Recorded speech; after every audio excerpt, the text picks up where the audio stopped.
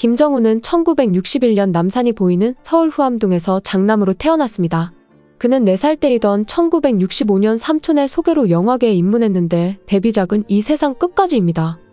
그리고 대표적인 영화는 신영균과 문희 그리고 김정훈 주연의 미워도 다시 한번 시리즈입니다. 이 작품은 유부남 신호의 아이를 가진 혜영 그리고 태어난 아이를 중심으로 진행되는 이야기입니다. 이는 당시 남아있던 일부 다처제를 다룬 작품으로 이야기 자체는 단순하지만 많은 사람들의 공감을 얻은 내용으로 큰 인기를 끌었습니다.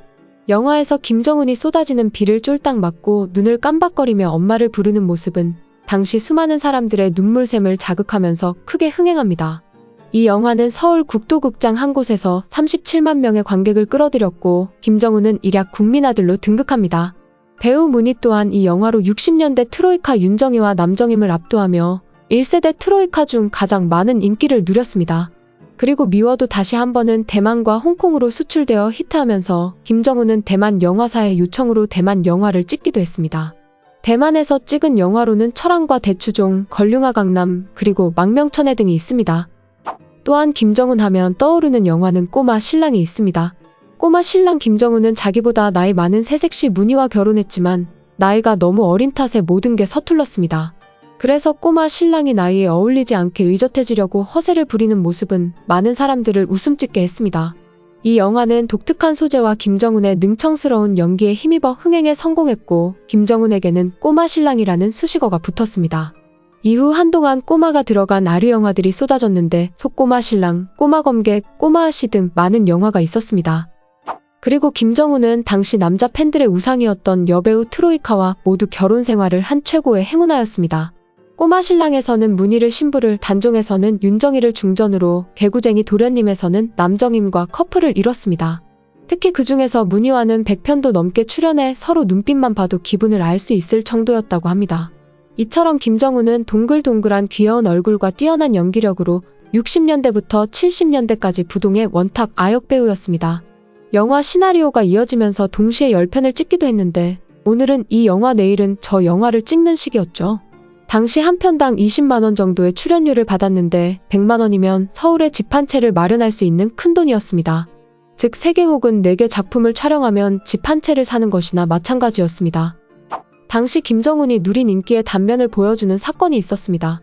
1974년 김포공항, 신상옥 감독의 영화 13세 소년 촬영차 부산행 비행기에 오르려던 김정훈을 3명의 남자가 납치해 택시에 태웠습니다. 이들은 영화진흥공사의 직원들로 영화 들국화는 피었는데의 촬영을 위해 김정훈을 납치하다시피 데려와 공항을 빠져나갔습니다. 이후 김정훈을 뒤쫓은 아버지는 영화진흥공사 측과 스케줄 등에 관해 협의를 마친 후 김정훈은 다시 부산으로 향할 수 있었습니다.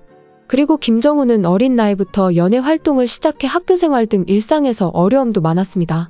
국민학교 4학년 때 어린 나이지만 과연 이게 진정한 내 삶인가라는 철학적 고민에 빠진 적이 있습니다. 저는 소풍이나 수학여행을 단 한 번도 가본 적이 없습니다. 친구들은 그 하루 전에 설레서 잠을 못 이룰 정도지만 전 촬영장에서 밤샐 생각에 스트레스가 밀려와 잠을 못 잤죠. 그리고 1970년대 말에는 이승연과 함께 하이틴물인 고교얄개에 출연하며 엄청난 인기를 끌었습니다. 이승연은 이 영화의 성공으로 국민배우로 떠올랐으며 이승연의 상대 역인 강주희 역시 많은 인기를 얻었습니다. 강주희는 귀엽고 깜찍한 모습으로 임혜진의 뒤를 잇는 하이틴 영화배우라는 닉네임을 얻기도 했습니다. 참고로 얄개란 사고는 치지만 밉지 않은 말썽꾸러기를 가리키는 순우리말로 조은파의 청소년 소설 얄개전을 기반으로 만든 영화입니다. 이후 고교 얄개 시리즈는 무려 20여 편의 아류작들이 나왔는데 심지어 여고 얄개까지 있었습니다. 그러나 김정훈은 이 영화를 마지막으로 연예계를 떠나고 말았습니다.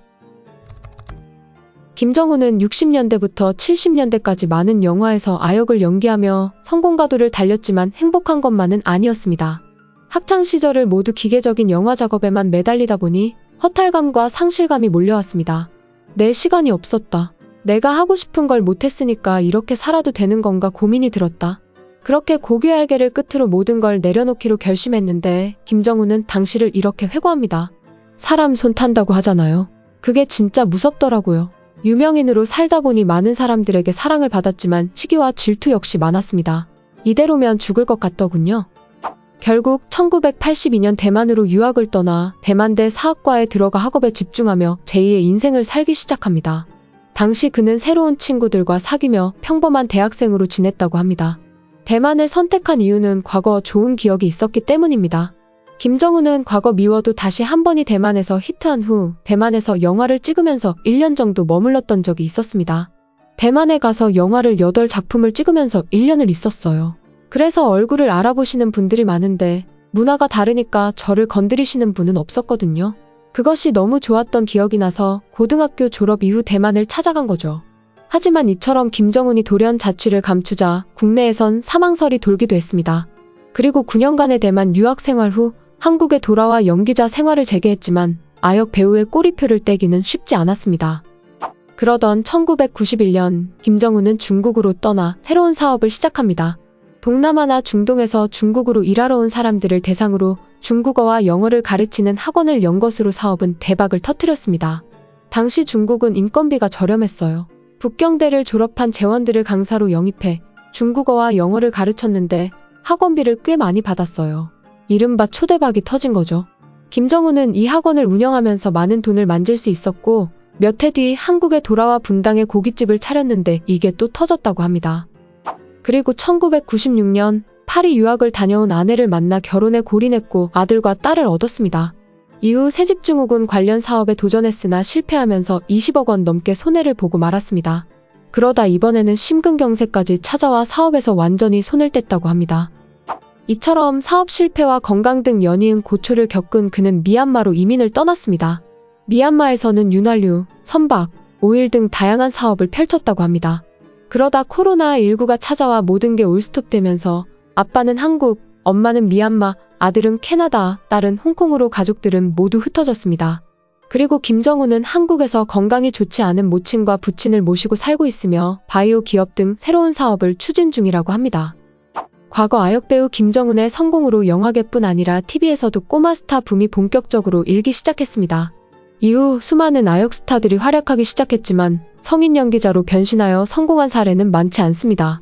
김정은 외에도 똑순이 김민희, 진짜 미안해 등에 출연했던 임혜진, 순돌이 이건주 등도 연기 변신에 나섰지만 아역대의 인기를 누리지 못했습니다. 이 외에도 다수의 아역 출신 배우들이 대중의 시선조차 받지 못한 채 사라졌습니다. 마지막으로 김정은이 아역 배우들에 대해 남긴 말을 들려드리며 이야기 마치겠습니다. 사실 저는 아역 때부터 너무 활동하는 것에 대해선 개인적으로 반대해요. 왜냐면 애가 애다워야 하는데 어른들 세계에서 휩쓸려서 생활을 하다 보면 애가 애답지가 못해요. 그렇다고 제가 어른의 세계에 가서 어른들하고 말을 섞고 대화를 할 수 있는 건 또 아니잖아요. 그러니까 중간에 고립이 되는 거예요. 오늘 이야기는 여기까지입니다. 재밌게 보셨다면 구독과 좋아요 부탁드립니다.